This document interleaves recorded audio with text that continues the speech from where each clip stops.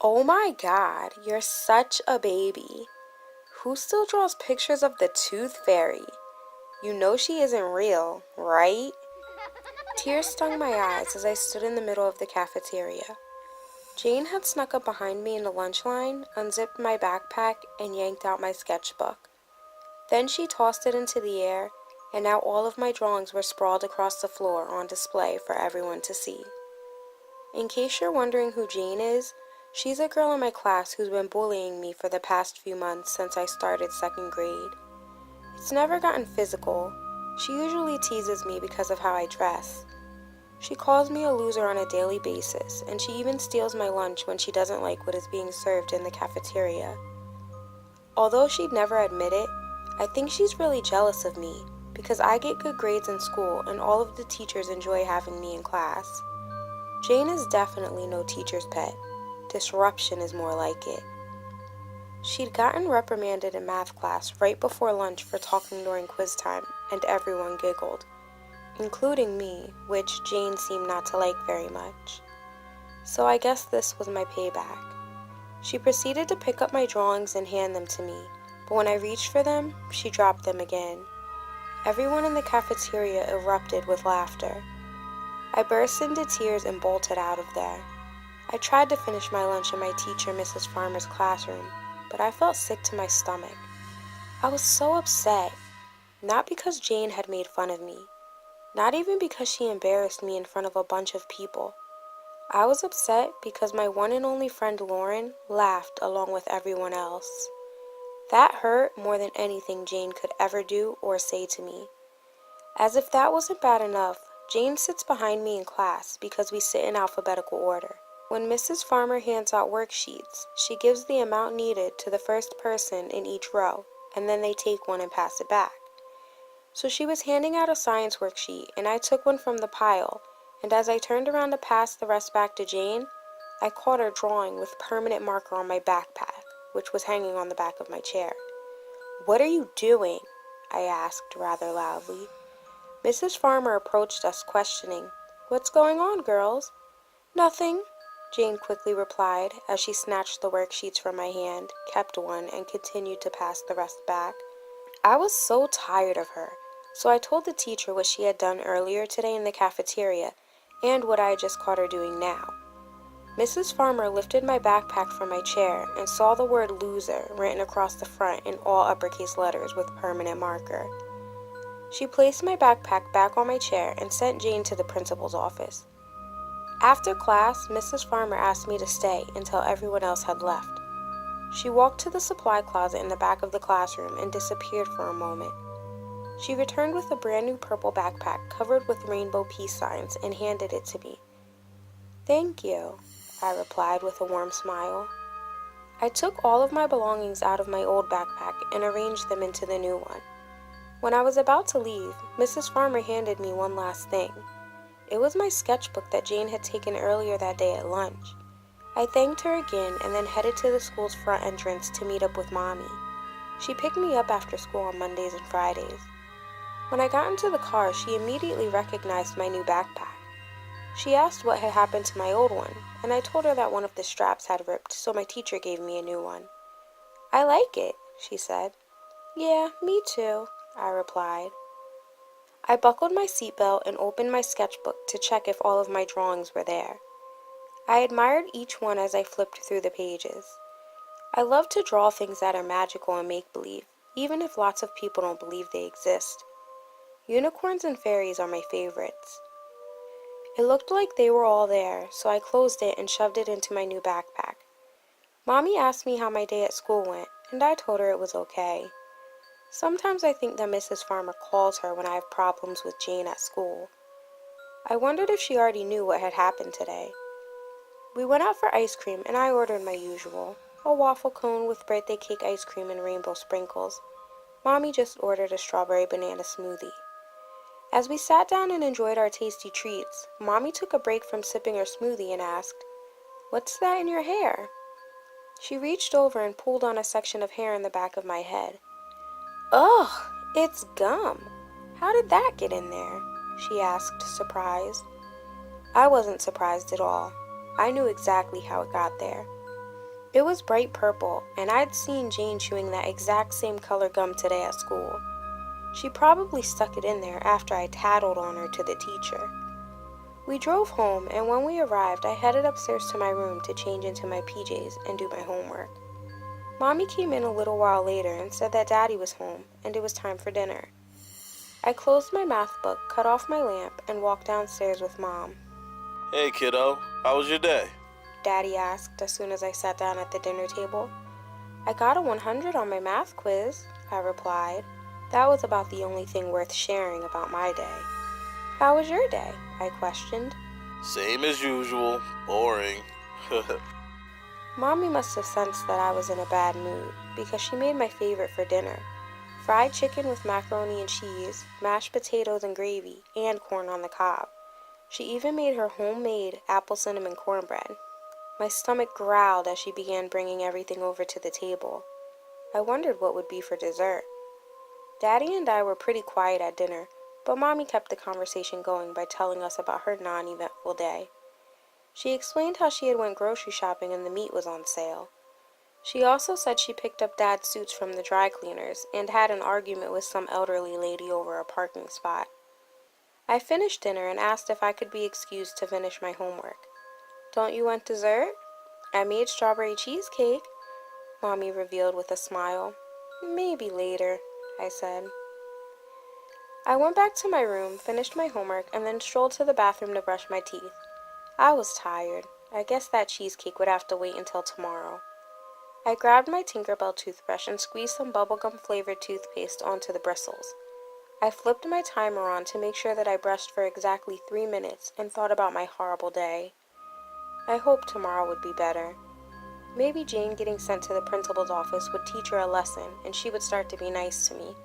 I spit in the sink and said out loud, "Yeah, right, I wish." I thought back to how Lauren laughed along with everyone else when Jane was teasing me today at lunch. She thought I hadn't noticed because later in class, when we had to choose partners for a science lab, she came over to my desk like nothing ever happened. We were always partners in class because we were each other's only friends. We barely talked during the lab. She had asked me what was wrong, and I told her it was nothing. Lauren and I had met over the summer before school started. She'd moved here from California. We became fast friends, and once school started, I thought it'd be the same, but things changed. Jane and her friends began to make fun of me almost immediately after the school year began. I don't know what her reason was, but as soon as the bullying started, Lauren stopped hanging out with me. She told me one day on the bus ride home that we couldn't be friends anymore because she was afraid that they would start to make fun of her too. A week later, they did. So then she tells me if they are going to make fun of her anyway, then we might as well still be friends. I should have told her that I didn't want to be friends anymore, but I was glad to have my one and only friend back. The timer went off, so I rinsed my toothbrush and placed it back in its holder. I knocked on my parents' bedroom door to say goodnight. Mommy followed me to my room to tuck me in. After she closed the door and left, someone emerged from beneath my bed. I should have been scared, but I was amazed. Her horn reminded me of Grandma Lucille's pearls. It was shiny and beautiful. Her hair was my favorite color, purple, and it looked just as fluffy as her fur. And her eyes. They looked like my kitty cat Pixie's eyes. They were green, glossy, and mesmerizing. I could see my reflection in them. She just stared back at me with those big old eyes, waiting for me to scream or cry. I'm not really sure what she was waiting for. So I just smiled at her. My grin spread from ear to ear. I always imagined if I ever met a unicorn that their teeth would be big and flat like a horse. When she smiled back at me, I was shocked to see sharp, pointy little teeth. They reminded me of a puppy's teeth. That was a little scary and caught me by surprise. Hi, my name is Mercy. She had a high-pitched voice that made me giggle. It reminded me of Eleanor from Alvin and the Chipmunks. Then she asked me, Would you like to be my friend? "Of course," I replied excitedly. She came all the way out from under the bed and walked around my room, examining all of my posters and drawings hanging on my walls. I had plenty of unicorn posters. They are my favorite animal, even though they technically aren't real. I see you like unicorns. She said. Yes, I love them, I told her. Next, she revealed that she had heard me say something while I was in the bathroom getting ready for bed. I wasn't sure what she was talking about. I'd been brushing my teeth. I didn't remember saying anything. I wish. She whispered. How had she heard me? I had barely whispered it. Oh, I was just saying how I wish that this girl at my school would be nice to me, I answered. What's the girl's name? She asked curiously. Jane, I replied. We talked for a little while longer, then she crawled back under the bed to go to sleep. The next morning, Mercy woke me up. She seemed very eager for me to get to school today. I wasn't, though. I already knew what to expect once I got there. It would be another typical day for me, dealing with Jane tormenting me all day. I got dressed, then sauntered downstairs for breakfast. Mommy had made blueberry pancakes and maple bacon. I pulled my homework out of my backpack and laid it on the table for her to check. She took a sip of her coffee and checked over my work. She handed me my papers, and I placed them neatly back in my folder and placed it into my backpack. Good work, she told me. Thanks, I said. I finished my breakfast, put on my coat, and headed out to the curb to wait for the bus. I breathed a sigh of relief once I got on and walked to my seat. Jane wasn't on the bus, so that meant that she would be absent today. Once the bus arrived at school, I met up with Lauren at the entrance and we walked to class together. When we got there, I was disappointed to see Jane already sitting at her desk. She must have gotten a ride to school today. I slowly walked to my desk and sat down. A moment later, I felt a tap on my shoulder. I ignored it. I knew it must be Jane. She was probably waiting to spit a spitball at me when I turned around. I went back to staring at the blackboard. Then there it was again. What do you want? I asked, without even turning around. I just wanted to apologize for how I treated you yesterday, she told me. I turned around shocked. She stared directly into my eyes and said, I'm really sorry. I didn't reply. I just turned back around and listened as Mrs. Farmer began to teach. I figured her parents had probably told her she had to apologize once the principal gave them a call. Later at lunch, Jane surprised me once more when she walked up to me while I was waiting in line with Lauren. Hey guys, she said to us with a smile. Lauren and I just looked at each other dumbfounded. She began to tell us what her plans were for the weekend and asked if either of us had any plans. Lauren started talking to her like everything was all peachy between us, but I had a feeling Jane was up to something. Why else was she being so nice?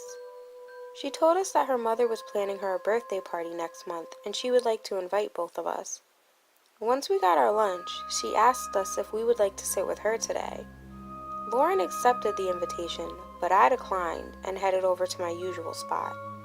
While I was eating my chocolate pudding, I felt something graze against my leg, and when I peeked beneath the table to see what it was, I nearly jumped out of my seat. All I could see underneath the table was a dark shadow and my reflection in her gigantic eyes staring back at me. You scared me, I said. She asked why I wasn't sitting with Jane. What are you doing here, and why would I sit with her? I asked. You said you wish the girl was nice to you. Isn't she being nice?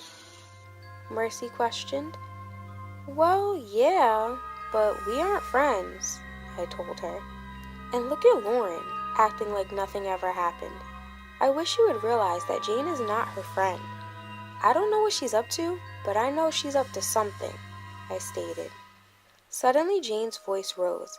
Get out of here, loser, she yelled, and the girl sitting at her table roared with laughter. Lauren picked up her tray and headed over to where I was sitting. I told you she was up to something, I bragged to Mercy, but she was already gone. Lauren began to cry. I should have felt bad, but I didn't. A part of me felt good that she was sad. That's how I had felt when she laughed at me along with everyone else. but I decided to be a good friend and escorted her out of the cafeteria to the bathroom so that she could wash her tears away. We got back to class just as all of the other students were filing in from lunch. Jane sat down in her seat, smiled, and waved at me. I headed to my seat and Jane proceeded to try to pass me a note. I curiously took it, opened it, and read it. It said, "Lucy, why are you friends with Lauren? She's such a loser. You can come to my birthday party, but don't bring her. No losers allowed." I crumpled up the note and stuffed it inside my desk. I glanced at Lauren. She was watching me. Later at recess, she asked me what the note had said that Jane passed me in class. I told her it was nothing, just Jane being mean. We continued to play hopscotch.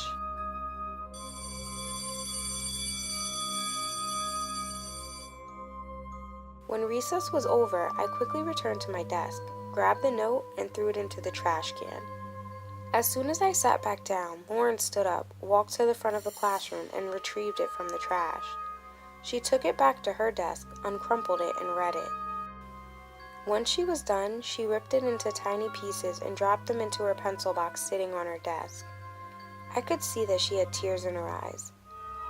At the end of the day when the bell rang, Lauren darted out of class before I had a chance to say goodbye.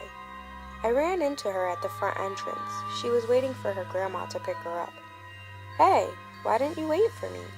I asked. She just ignored me. "Hello, Lauren," I said to her, waving my hand back and forth in front of her face. She still didn't respond. She just walked outside and hopped into her grandma's car. I guess she was mad at me about the note that Jane had passed me in class. I didn't understand why she was angry with me. I had done nothing wrong. I didn't tell Lauren what the note said because I knew it would hurt her feelings. I guess that's what I get for trying to be a good friend. When I arrived home, Mommy was babysitting my cousin Liam. Usually I'm happy to see him, but I was already in a bad mood, and he was screaming as soon as I walked through the door. So I headed straight to my room. As I walked past the bathroom, I thought that I heard someone call my name. I stopped and listened to see if I would hear it again. Lucy. A quiet voice mumbled. So I headed to the bathroom, but it was empty. As I turned to leave, I heard it again, so I checked behind the bathroom door. Nothing. Next, I checked the towel closet. Nothing there either. The last place to check was the shower. I braced myself and slowly gripped the edge of the shower curtain. I counted silently in my head. 1, 2, 3. Then I pulled it back quickly and jumped. There was Mercy. "What are you doing? Why are you hiding?" I asked her. She told me that she wasn't hiding. She said that she was waiting for me to get home from school. She climbed out of the shower and followed me to my bedroom. I plopped down in my bed and just stared up at the ceiling. What's wrong? "Nothing," I replied, blowing a long breath. I could still vaguely hear Liam screaming from downstairs. I grabbed a pillow and covered my head. "I wish he would just stop crying," I screamed into the pillow. I heard my door open and then close, and when I looked up, Mercy was gone. I got up, grabbed my backpack, and strolled over to my desk to start my homework. I pulled out my math worksheet. We were working on fractions. A few minutes later, Liam finally stopped crying. "Thank God," I thought to myself. During dinner that night, Mom asked me why I hadn't come to play with Liam after school like I usually did. "I had a bad day at school today, and I just wanted to be alone," I told her. "What happened?" she asked. "Lauren and I had a fight," I said.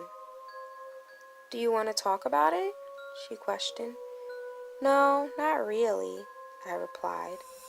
I thought I heard laughing coming from beneath the table, but Mom and Dad didn't seem to notice. They went right on with their conversation, and when I leaned down and peeked under, Dad said, Hey, no feeding the dog your veggies.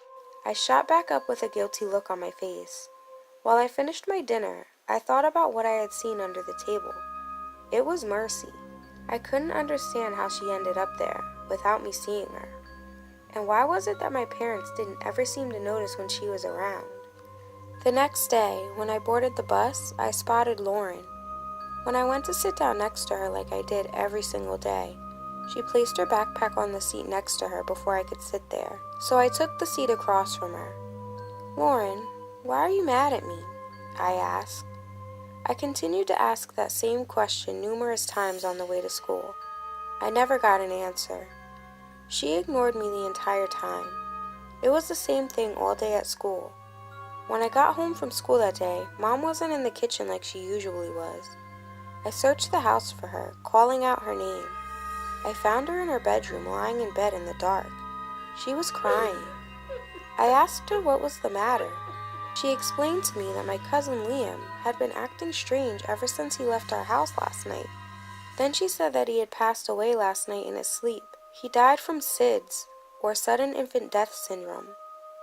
Everyone was so confused because my Aunt Shannon said that she always put him to bed lying on his back, and he hadn't learned to roll over yet. He was only 3 months old.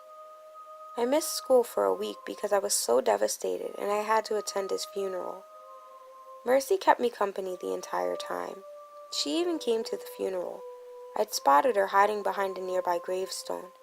She tried to cheer me up with a smile. I was glad to have her there because it kept my mind off of Liam. She would disappear every time Mommy or Daddy came to check on me. When I asked her why she did that, she told me that she doesn't like grown-ups. She said that they can't see her because they don't believe. Lauren came over one day after school. I told Mommy that I didn't want to see her. I wasn't in the mood to talk to anyone. And I didn't forget how she had been rude to me and ignored me before Liam passed away. Now she probably wanted to be my friend again. She dropped off some notes from everyone in class. They all said how sorry they were to hear about what happened to my cousin. It was very nice of them, but the only person's note that meant anything to me was my teacher's. The last day of my vacation before returning to school, Mommy took me to the park to get some fresh air. She said that it wasn't good to stay cooped up in the house, and getting out would help me feel better. I asked Mercy to come, but she declined because Mommy was going to be there. When we arrived at the park, Jane was there. And what really surprised me was that she was there playing with Lauren.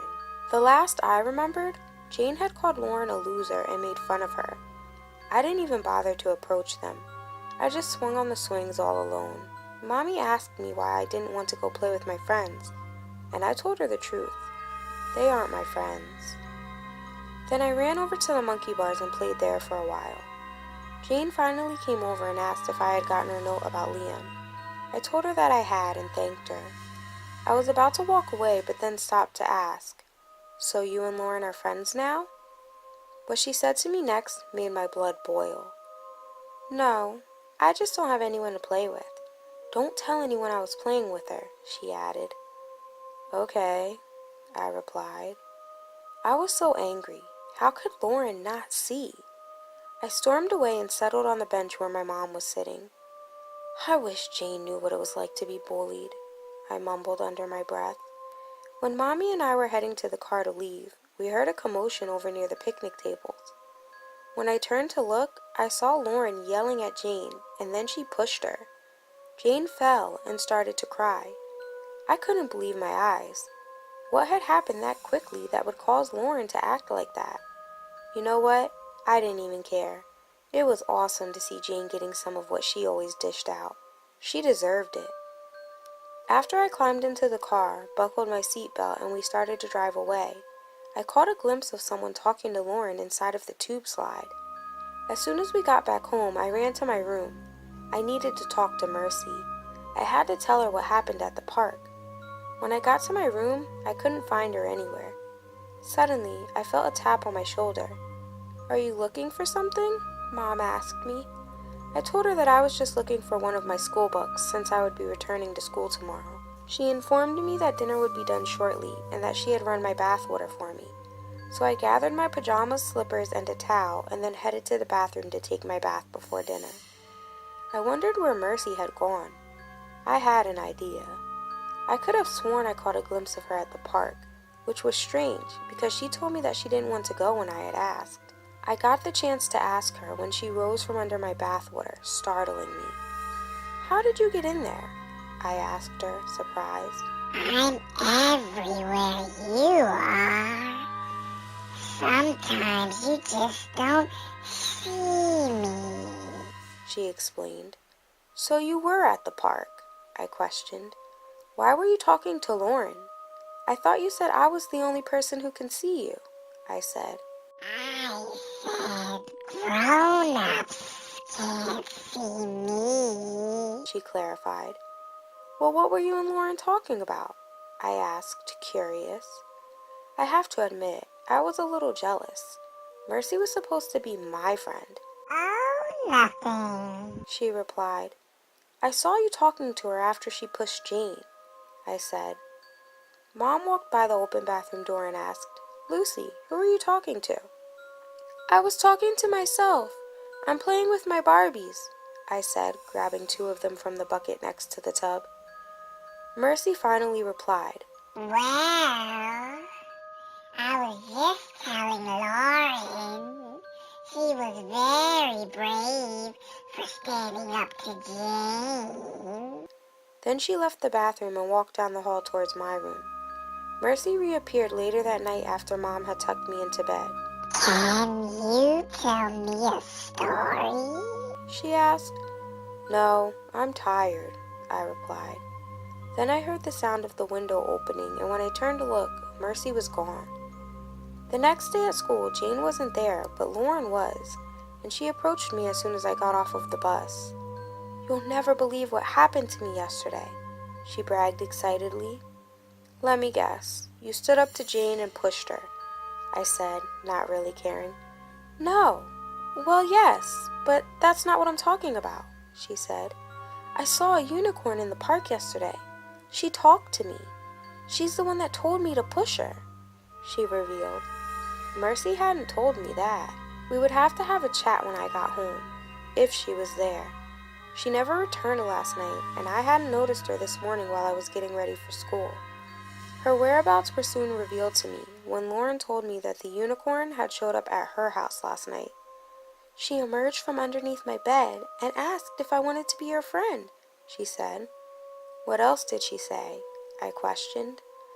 Well, I told her that I wished you weren't mad at me and that we were still friends, she told me. I asked her why she had been so mean to me.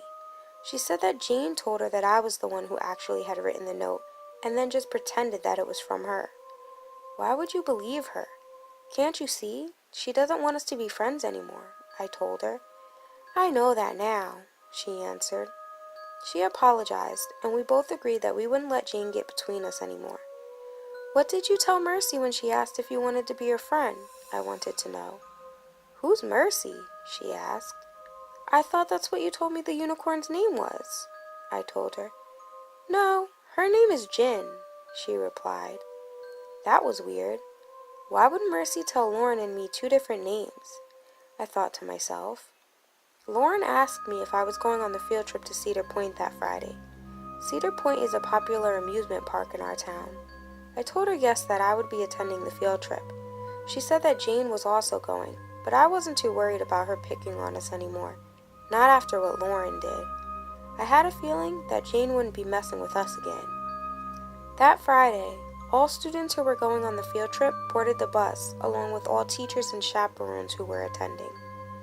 Mrs. Farmer was there, as well as my dad, Jane's mom, and some other parents that I didn't know. Like I'd expected, Jane hadn't been bothering us since she returned to school.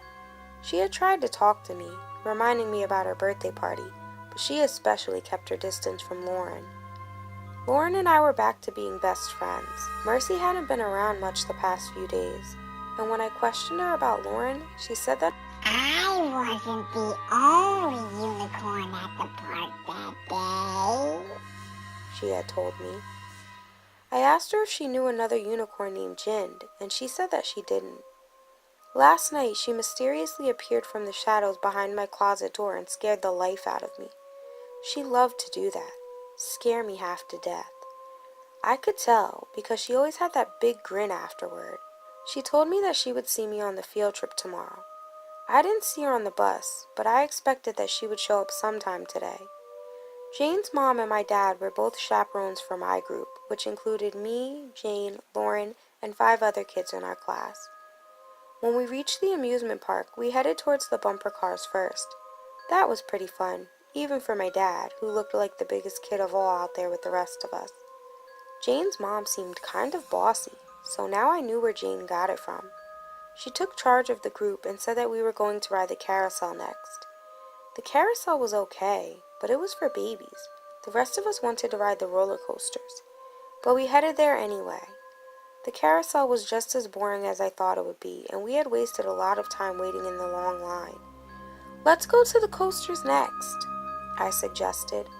Everyone except Jane agreed. I think she was afraid to admit it, but I could tell she was afraid to ride the roller coasters. Lauren could tell too, because she blurted out, "I think Jane's scared." "No, I'm not," she yelled back, sticking out her tongue. Dad said that we would head over to the coasters after everyone had some lunch, so we settled on burgers, fries, and milkshakes from a nearby restaurant. Lauren and I went to the restrooms after lunch, and while I was going to the bathroom, a hoof appeared underneath the door of my stall. I was used to Mercy's surprise appearances by now, so I knew it was her. When I exited my stall, Lauren was already gone. Mercy asked me how the day was going, and I told her I wished Jane wasn't in our group. "It'd be a lot more fun without her," I said. I left and met up with my group outside. We headed over to the coaster area and waited in line at the first one we came to. I grabbed a seat in between Lauren and Dad, and once the ride commenced, all you could hear were screams. When the ride was over, everyone got off with smiles on their faces. Well, everyone except for Jane. I couldn't pinpoint her emotion, but I assume it was disgust, because next she darted over to the nearest trash can and barfed profusely. She said she felt better after that and followed us to the next coaster. This time I got stuck sitting next to Jane. I prayed she didn't get sick while the ride was in motion. We were on our third and final trip around the coaster when I caught a glimpse of Mercy down below, in a back alley between the Candy Shack and the Tilt-A-Whirl. She waved, looking the happiest ever to see me, and then the next thing I knew, Jane was gone. The ride halted a few seconds later, and I heard frantic screams. "Oh my God! My baby! Please help me!" I heard a woman scream. When I got off of the coaster, paramedics and police were everywhere. There was a group of people gathered around Jane. Somehow, her safety harness had come loose. What I didn't understand was how hers was the only one. I had been sitting right beside her, and mine worked fine. She was rushed to the hospital and put on life support. She died a week later. Even after everything Jane had done to us, Lauren and I still went to the funeral. At the cemetery, after Jane had been buried, Mommy and Daddy were speaking to her parents when I noticed Mercy peeking at me creepily from the window of a nearby mausoleum. She summoned me over and said that she had something to tell me. "Did you have something to do with this?" I asked angrily, pointing towards Jane's grave. I've only been granting your wishes, Mercy replied with a grin. "My wishes? What are you talking about? I didn't wish for this," I said. Jane has always been mean to you. Why do you care? Mercy asked. Listen, I found that unicorn gin that's been talking to Lauren. You need to watch out for her. He told me that she's been saying bad things about you all the time when you're not around. I knew she wasn't a good friend. Mercy told me. Before I got a chance to respond, Mom called me over and said that it was time to go. When I turned around, Mercy was gone. That night, I thought about how I used to feel comfort when I could look around and see Mercy peeking at me all of the time. From behind a tree, under the bed, peeking out of closets, and from under tables. Now, it was just plain creepy because I feel like I'm never alone. Her big eyes and evil smile stalk me, and she always looks like she's up to something. The next day at school, everyone was in a somber mood. We headed to the gymnasium for gym class. We were playing dodgeball today. I was chosen as the captain of one team, and Lauren was chosen as the other team captain, which meant we were on opposite sides. While we were waiting for the teacher to start the game, Lauren whispered something to another girl on her team, and then they both looked over at me. A moment later, I heard someone call my name. It was coming from behind the bleachers. I checked to make sure no one was watching, tossed the dodgeball over there, and then went to get it. Mercy grabbed my hand and pulled me behind the bleachers. Did you see that? She was just talking about you to that girl, She implied, referring to Lauren. Then I heard the teacher's whistle, telling me that the game was beginning. I grabbed the ball and headed back over to my team. The game had been going for about 10 minutes when Lauren got the ball and aimed it in my direction. She threw it with tremendous force, and it hit me right in the face, causing my nose to start bleeding. I glared at her and yelled, "You did that on purpose!" She swore that she didn't, but I didn't believe her. I headed to the nurse's office, and Mom picked me up from school early. Later that night, Mercy was watching me color from underneath my bed. I'm telling you, she did that on purpose. Jen warned me about her. Mercy babbled. You should try purple for the rainbow. I think I saw it in your backpack. She suggested. I got up to retrieve my markers, and when I grabbed them, I noticed something sticking out of my folder. I picked it up. It was a note written by Lauren. "Lucy is so lame. She thinks she is so cool now that Jane is gone. Jen is my best friend now," it read. Mercy blurts out a little too excitedly, See? I told you. I burst into tears and screamed, "I wish she would just go away forever." I laid my head down on my desk and noticed a note Lauren had written me just last week. The handwriting was really messy, but the note I had just retrieved from my book bag was written very neatly. It looked like a grown-up had wrote it. I heard Mercy giggling, and then the window slammed shut. Realizing that I had just made a terrible mistake, I dashed down the hallway to my parents' bedroom. I woke Mom up and told her everything about Mercy. I don't think she comprehended half of what I was saying because she just stared at me in a daze and told me to go back to bed. Lauren lived 2 blocks away. I had to warn her that she was in danger. I was scared, but I snuck out of my bedroom window. It was pitch black. The only light I had was flowing from the streetlights. I finally made it to her house and climbed through her bedroom window. Although it was closed, she always left it unlocked. Once I was inside her room, I frantically shook her, trying to wake her up. I had to tell her about Mercy and how she killed my baby cousin and Jane. I had never told her about Mercy, even after she told me about Jen. I was scared that I would be Mercy's next victim if we ran into each other again. No matter how hard I shook Lauren, she just laid there, lifeless. I pulled back the blanket and found a pillow over her head. I removed it, thinking that was the reason she hadn't heard me calling her. My heart began to beat rapidly. Lauren wasn't breathing. I heard a sound coming from the corner of the room. I looked up and noticed her toy chest slightly open. I walked closer and knew as soon as I saw those big reflective green eyes. Her eyes looked hungry, like she was searching for her next meal. I screamed, and then Lauren's parents rushed in. I tried to tell them what happened, but I was too upset to speak. I just kept pointing at the toy chest. They called the police, and I was taken away. I'm now a resident at Fox Run. It's a mental institute for children. Lauren's parents automatically thought that I had suffocated her. When I talked to the police and they gave me a chance to tell my side of the story, of course they all looked at me like I was crazy when I told them about Mercy. My mom is disgusted by me and can't bear to look at me, but Dad still comes to visit as much as he can. It's been 2 months since Lauren's death, and I haven't seen Mercy since she killed her. I guess she got what she wanted out of me. 3 innocent lives. The first time Mrs. Farmer stopped by to visit, I told her about Mercy. I don't know if she believed me or not, but she sat there and listened, without looking at me like I was crazy. She stops by once a week now. Last week, she revealed to me that the story about Mercy piqued her interest when I told her about it a few weeks ago. She said that she's been doing some research, and she may know what Mercy actually is. Around noon, I was escorted to the visiting room, and Mrs. Farmer was waiting for me with a smile. When I sat down, she told me that she couldn't stay long today because her car was in the shop.